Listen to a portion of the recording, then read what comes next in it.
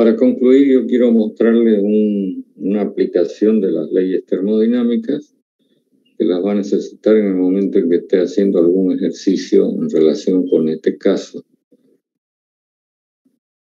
Debemos recordar que el coeficiente de operación hasta ahora lo estamos usando en su definición como la relación entre el efecto refrigerante y trabajo de compresión. Y sabemos que el efecto refrigerante en este caso es igual a la entalpía de salida del evaporador menos la entalpía de entrada. En otras palabras, H3 menos H1', que es la condición de salida del intercambiador. Y el trabajo de compresión, lógicamente, es la entalpía del estado 3' menos la entalpía del estado 4'. Es decir, que si yo quiero calcular el coeficiente de operación, necesito tener a mano todos estos datos. Y para ello, con seguridad, usted va a necesitar hacer balances correspondientes en el intercambiador de calor líquido-vapor, que sabemos que es un sistema abierto con 2 entradas y 2 salidas. Y entonces, aplicando la ecuación de continuidad, podemos escribir que ingresando tenemos el flujo másico 1 más el flujo másico 3 y saliendo el flujo másico 1' más el flujo másico 3'. Luego, este intercambiador de calor líquido-vapor no intercambia calor con el medio exterior, porque el intercambio es interno, ni intercambia trabajo mecánico con el medio exterior, de tal manera que cuando apliquemos la primera ley, con esos dos términos cero, de valor cero, entonces nos quedaría la primera ley sencillamente como un balance de entalpías, que ahora lo voy a anotar. Entalpía que entra con 1 más entalpía que entra con 3 igual a la entalpía que sale con 1' más la entalpía que sale con 3'. Entonces tenemos un par de ecuaciones, consecuencia de aplicar la ecuación de continuidad en primera instancia o balance de masa y la primera ley o balance de energía. A esto debemos agregar lo siguiente. Fíjense que lo que entra por 1 tiene que ser exactamente igual a lo que sale por 1'. Es decir, voy a anotar por acá, el flujo másico 1 es igual que el flujo másico 1'. De la misma manera que resultará igual al flujo másico 2" igual al flujo másico 3, que también resulta ser igual al flujo másico 3' y 4'. Es decir, lo que estoy describiendo acá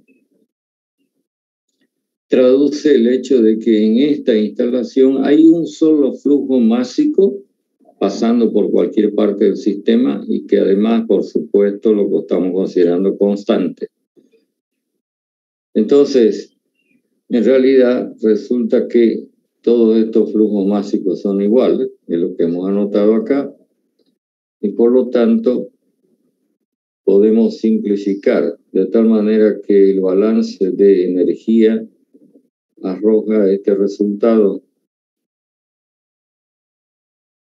Entonces, este balance le va a ser de utilidad cuando usted esté resolviendo algún ejercicio que involucre este caso. ¿Preguntas sobre lo que estoy mostrando? Creo que no hay mayor dificultad, ¿no?, en entender esto. No. Este balance le va a permitir a usted conocer lo que haga falta para que pueda calcular finalmente el coeficiente de operación. Y entonces usted contraste esto frente al sistema sin intercambiador de calor y vea qué efecto ha tenido este aparatito en la instalación. ¿Estamos claros o no estamos claros?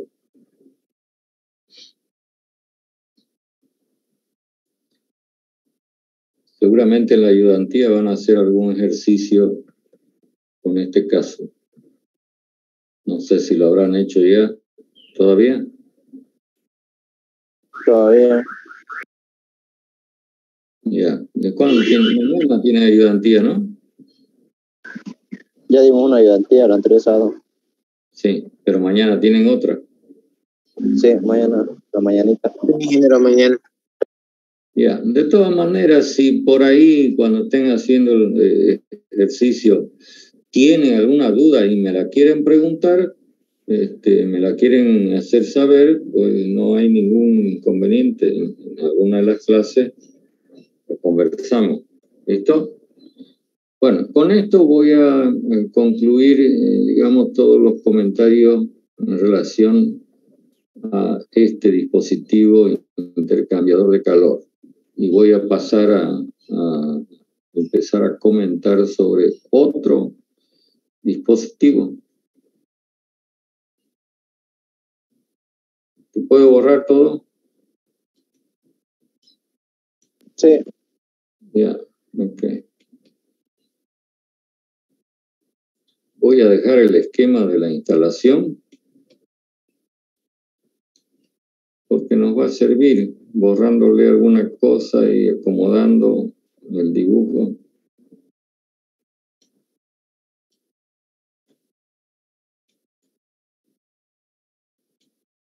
Listo.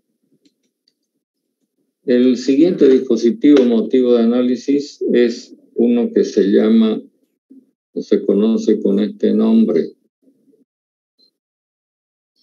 separador de vapor. Y como siempre lo que nos interesa es saber qué efecto tiene en la instalación una vez que se lo agregue. Para introducirnos en el tema, es necesario recordar que en algún momento mostramos cómo el efecto refrigerante depende de estos dos valores. Supongo que se acuerdan. Lo tienen por ahí apuntado o lo tienen grabado. Es decir, el valor del efecto refrigerante va a estar influido por estos dos factores. Este factor que está acá es lo que conocemos como calor latente de vaporización, y eso tiene que ver con el refrigerante, en primer lugar, el tipo de refrigerante, y en segundo lugar, con la condición en la que ese refrigerante va a experimentar el proceso en el evaporador. Es decir, este valor va a estar definido finalmente por la presión a la cual funciona el evaporador. Pero existe este otro factor. Y debemos recordar que 2' en el circuito original, sin el intercambiador de calor líquido-vapor, es decir, el que tiene los 4 elementos básicos, es la mezcla de líquido y vapor que va a entrar al evaporador. ¿Recuerdan?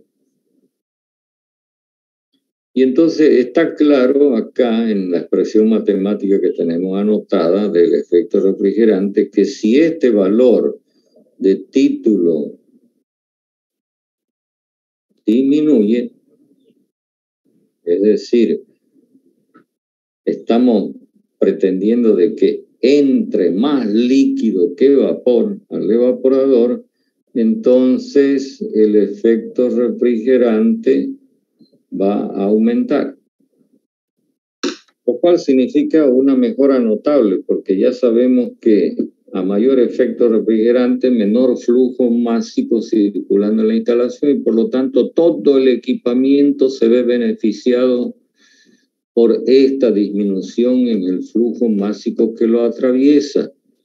Finalmente, si usted quiere eso, lo puede traducir pensando en que a menos flujo másico, más chico es cada componente y por lo tanto más barato. Si este título lo lleváramos al extremo de ser cero, es decir, que todo lo que ingrese al evaporador se encuentre en estado líquido, entonces eso provocaría un efecto refrigerante máximo. ¿Está claro lo que estoy planteando? Porque esa diferencia 1 menos el título en 2' quedaría igual a 1, ¿cierto?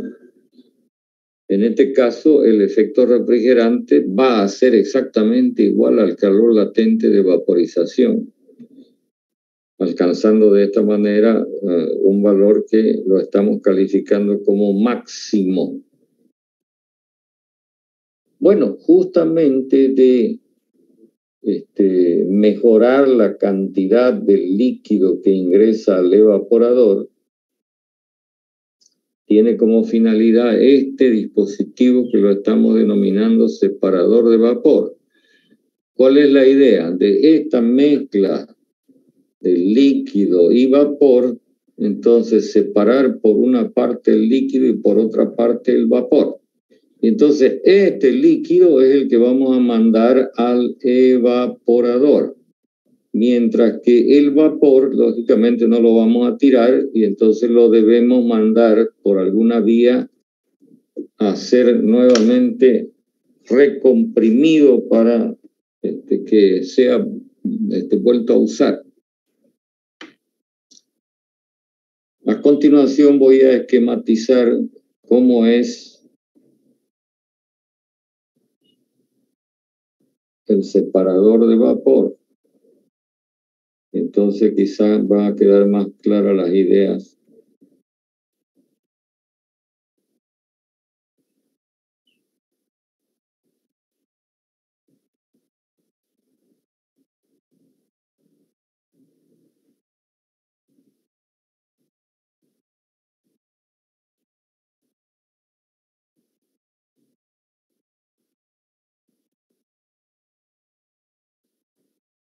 Por acá vamos a asumir de que se encuentra circulando el líquido 1, que aparece acá en la instalación, proveniente del condensador. Y entonces ese líquido va a ser sometido a un proceso de estrangulamiento en la válvula que tenemos dibujada a continuación. Pero esta válvula tiene algo, digamos, que no es simplemente un dibujo así, ¿no?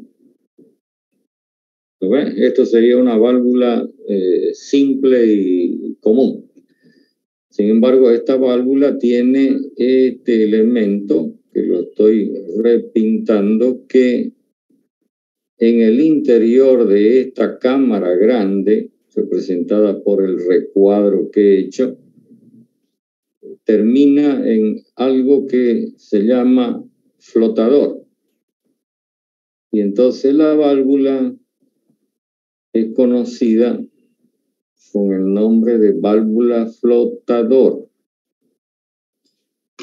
En realidad, este flotador es un mecanismo como una palanca que permite que la válvula se cierre o se abra dependiendo del nivel de líquido que se tenga dentro de esta gran cámara, que en realidad es el separador propiamente dicho. Entonces, por acá está saliendo la mezcla líquido-vapor en el estado 2', esto que tenemos dibujado acá. Cuando esta mezcla ingresa a esta gran cámara, entonces se va a mover muy lentamente, disminuye su velocidad de circulación, justamente porque el área de paso es tremendamente grande. Y entonces lo que ocurre es que por diferencia de densidad el líquido se va hacia el fondo mientras que el vapor queda ubicado en la parte superior. ¿Está claro? Entonces, en esta cámara se logra una separación de fases por diferencia de densidad o de peso específico, como quiera verlo. De tal manera que si algo sale por la parte superior, será vapor saturado seco, mientras que si se hace una extracción por la parte inferior, identifiquémosla con 3', lo que sale será ni más ni menos que el líquido saturado. Y entonces este líquido saturado es el que tenemos previsto mandar al evaporador, mientras que este vapor debe finalmente tener como destino el compresor. Quisiera saber si me han entendido todo lo que acabo de contar.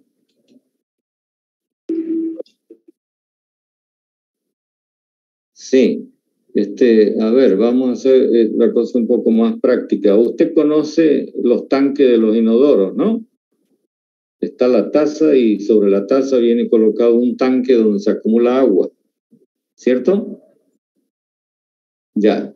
Cuando usted mueve la palanca o aprieta el botón, dependiendo del mecanismo que tenga, y descarga el tanque, entonces usted inmediatamente escucha que este empieza a cargarse, ¿cierto? Y empieza a cargarse y se carga, pero llega un momento en que deja de cargarse antes de que rebalse el tanque. ¿Lo ves?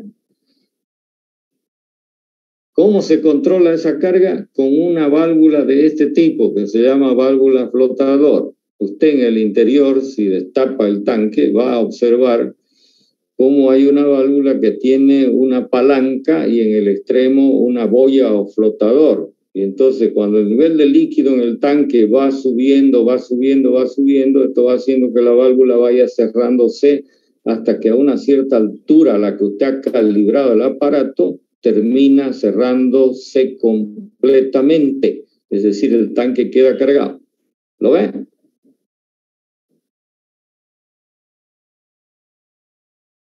Sí, señor, funciona. La diferencia es que esto funciona de una manera permanente. En cambio, en el tanque del inodoro es por cargas. ¿No ve? Entonces, una vez que se cargó el tanque, ya no entra más líquido, la válvula queda completamente cerrada. En cambio, acá en el sistema, la válvula siempre está abierta para el nivel de líquido que estamos contemplando acá. Este nivel de líquido, ¿lo ven? Es decir, si el flotador se encuentra a este nivel, entonces la válvula está abierta dejando circular refrigerante que entra al separador y se separa en las dos fases. ¿Ok? Si el nivel del líquido tiende a subir por encima de este nivel, entonces la válvula va a ir cerrándose, de tal manera que eso protege al separador de vapor de que no se inunde. ¿Me entiende? Porque si llega a inundarse, entonces existe el peligro de que por la parte de arriba, en lugar de salir vapor, salga líquido que va a ir a parar al compresor. Y entonces usted va a tener problemas con el compresor. Quisiera saber si me están entendiendo lo que estoy diciendo. Entonces, ese tanque solo se encarga de separar el vapor del líquido del refrigerante. Sí, señor. El separador. ¿Y qué contiene el tanque? ¿Agua? No, ¿qué tanque? El tanque del inodoro sí, pues, pero acá es refrigerante el que está circulando por adentro. Imagine que es freón 12, por ejemplo. Entonces el líquido es freón 12 líquido. El vapor es freón 12 vapor, no agua. No confundamos las cosas. Simplemente lo que estoy tratando de hacer es de que usted digamos, tome un poco más de conocimiento práctico de qué es una válvula flotador. Ahora, si usted la quiere ver con sus propios ojos, lo que tiene que hacer es irse hasta el baño y destapar con cuidado el tanque del inodoro y mirar. Usted baja la palanca y observa cómo funciona y qué es lo que ve. Y ya después me lo puede contar incluso. ¿Me entiende?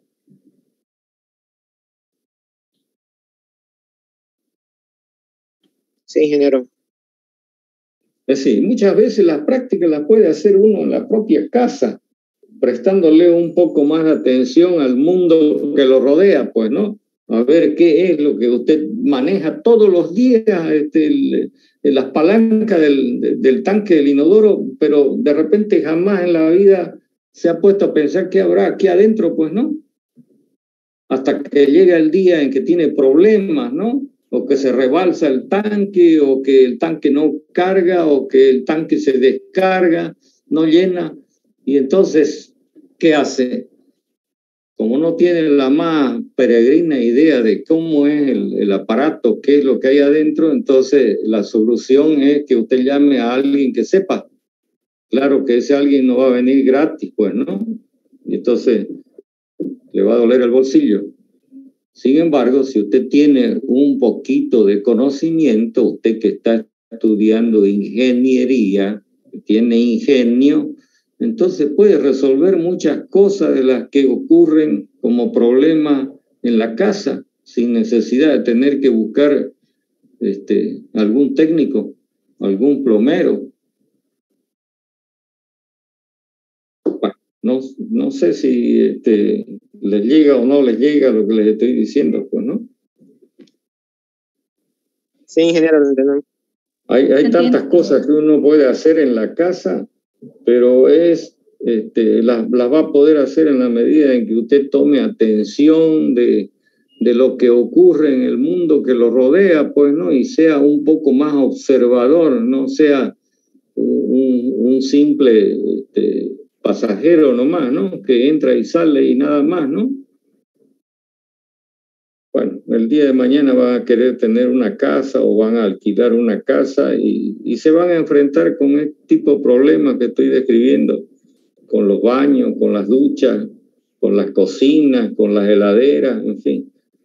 Y hay que tener algo de idea, ¿no? Después va a querer comprarse un auto y también hay que tener algo de idea acerca de cómo funciona un auto, qué tiene debajo del capó, en fin. Cómo se saca una llanta, cómo se pone una llanta. Todas esas cosas que uno las tiene que ir, por lo menos aprendiendo, tiene que ir uno sabiendo, aunque no necesariamente las haga, ¿no? Pero eso va a impedir que después le metan los dedos a la boca, la mano al bolsillo. Bueno, a ver si me captaron cómo funciona este aparatito que lo estamos esquematizando así. ¿Los escucho?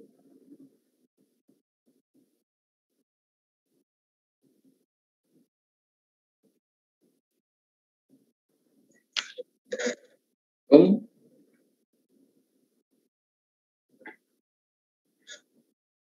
No. Quiero saber si me han entendido. No sí, quiero ingeniero. Sí, ingeniero, se entendió. No quiero que me expliquen nada, pues yo soy yo el que tengo que explicar las cosas, ¿no? Pero tengo que explicarlas teniendo en cuenta de que me están comprendiendo, porque si no, no sirve de nada. Es decir, digamos, resumiendo la cosa, uno de los dispositivos de estrangulamiento sobre el que nos vamos a referir más adelante, porque hay de distintos tipos, es este tipo de válvula que se denomina válvula flotador. Entonces, mire, a ver, para ilustrar un poco más la cosa, usted todos los días se lava las manos, seguramente, ¿no? Tiene en su casa un lavamanos. Entonces, usted se quiere lavar las manos, ¿qué hace? A ver, descríbame qué hace. Abrir la llave. Abre la llave. ¿Cómo hace para abrir la llave? ¿En qué sentido la tiene que girar? No, que parezca cargoso lo que estoy preguntando, pero vale la pena. Antihorario, ¿no? ¿Hacia la derecha o hacia la izquierda? Hacia la izquierda. Hacia la izquierda. Y prácticamente en todas las válvulas que se activan o se hacen actuar manualmente, usted abre la válvula girando el volante, que se llama la perilla esa que usted agarra, hacia la izquierda y cierra girando hacia la derecha. Sería muy raro el caso en que sea al revés. Cuando uno afloja algo hacia la izquierda y ajusta algo hacia la derecha, se suele decir que es rosca derecha. De otra manera se llamaría rosca izquierda. Bueno, todas las válvulas son de rosca derecha. Bien, esa operación que usted hace con la mano de abrir la válvula y cerrar la válvula, acá en esta válvula flotador la efectúa el mecanismo de palanca y flotador. O sea que usted no tiene que tocar absolutamente nada. Sí, de otra manera la válvula funciona automáticamente. ¿Me entiende? Eso hace diferencia entre este tipo de válvula y, por ejemplo, el grifo que usted todos los días de la vida está usando en su lavamanos, en su cocina o en su lavadero. Entonces, esta válvula tiene dos funciones. La principal función es estrangular para que el fluido refrigerante se enfríe. Y la segunda función es controlar automáticamente el nivel de líquido dentro de la cámara de separación, por las razones que ya expliqué antes, porque hay que darle garantía de vida al compresor, evitando de que este separador, por algún motivo de desbalance en el sistema, se inunde. Bueno, ¿está claro todo eso o no? Sí, ingeniero. Ok, entonces ahora veamos cómo incorporamos este dispositivo a la instalación que tenemos acá al lado izquierdo. Entonces voy a proceder a eliminar el intercambiador de calor líquido-vapor y en su lugar vamos a instalar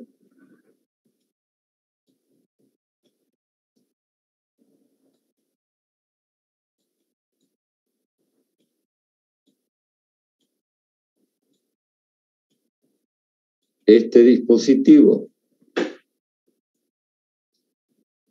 Entonces, como siempre, seguramente usted lo habrá notado, que yo empiezo dibujando el condensador y de ahí continúo por la línea del líquido. Esta es la línea del líquido 1.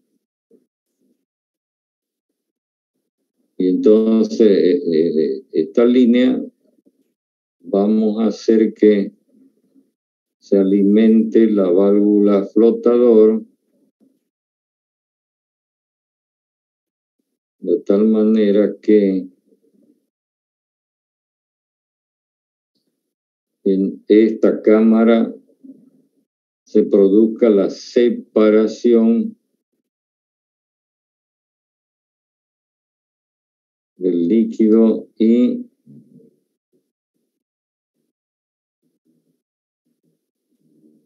el vapor.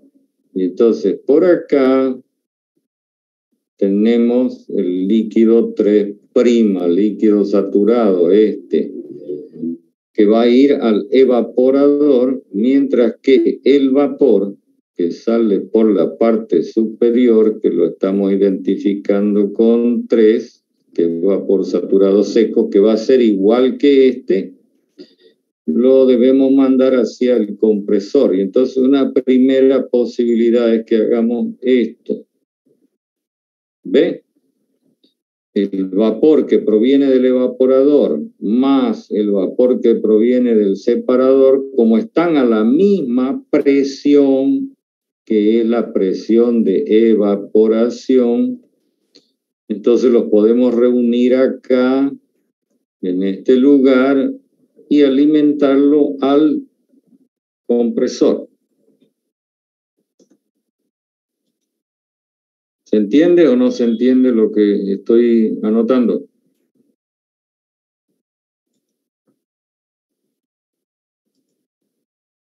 No los escucho. La parte...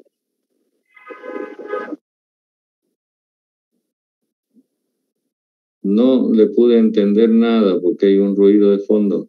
¿Me repite, por favor, lo que dije? No. Y acá voy a insistir en algo.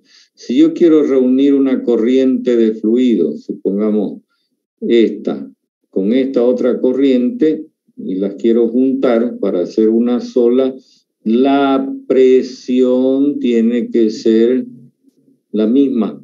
Es decir, esto significa que la corriente 1, esta digamos, más la corriente 2 y la corriente de salida 3 se encuentran a la misma presión. Si no estuvieran a la misma presión, hay que buscar la manera de ponerla a la misma presión, porque si no, ocurriría algo parecido a lo que ocurre con los circuitos eléctricos. Se produciría lo que se llama un cortocircuito. ¿Comprende o no comprende lo que digo? Bueno, yo me pasé un poco a electricidad, pero seguramente que usted alguna vez le metió los dedos a un enchufe y algo le pasó, ¿no? ¿O no? ¿O no ha sido tan...? Claro. Y entonces seguramente ha experimentado una descarga eléctrica. ¿Por qué?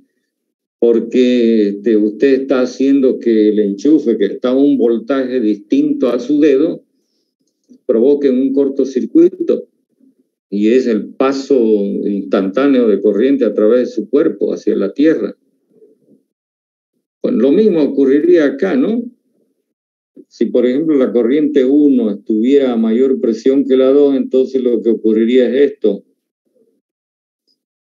¿Ve lo que estoy dibujando o no? Es decir, la corriente 1 la hace retroceder a la corriente 2. Se produce un cortocircuito. En lugar de venir por acá, por 3. Bueno, esta es una posibilidad, la que estamos mostrando en este dibujo. Sin embargo, se plantea una modificación por la razón que voy a explicar a continuación. Resulta que acá en el evaporador, el refrigerante recibe calor y de repente en algún momento recibe una gran cantidad de calor y entonces eso hace que hierva el líquido violentamente dentro del evaporador, de tal manera que acá a la salida en 3, además de salir vapor, pudiera haber un arrastre de gotas de líquido, por este motivo que estoy explicando, y entonces esas gotas de líquido viajarían por esta línea hacia el compresor, lo cual va a resultar en un problema para el compresor. Entonces, para eliminar ese posible arrastre del líquido, lo que se hace, se plantea, es que el vapor proveniente del evaporador, en lugar de ir a mezclarse con la otra corriente, se dirija hacia el separador, de tal manera que lo que sea líquido pues se quede en el fondo del separador y lo que sea vapor vaya hacia la línea de vapor. ¿Entiende lo que estamos planteando? Pues el líquido está haciendo un ciclo, pero no. Claro, entonces el arrastre de gotitas de líquido, si es que se presentara en esta línea, va a quedar resuelto cuando esta corriente de vapor arrastrando líquido entre al separador de vapor y entonces el líquido se ve obligado a irse al fondo. ¿Está claro? Sí. Bueno, lo vamos a dejar acá, repasen esto y el próximo día... Ingeniero, una pregunta. Diga. En ese esquema, el flujo másico se mantiene todavía constante, ¿no? Bueno, ya vamos a hablar de eso cuando hagamos los balances correspondientes.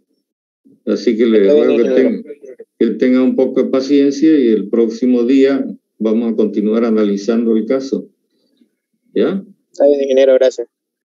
Bueno, entonces quedamos para el próximo jueves. ¿Listo?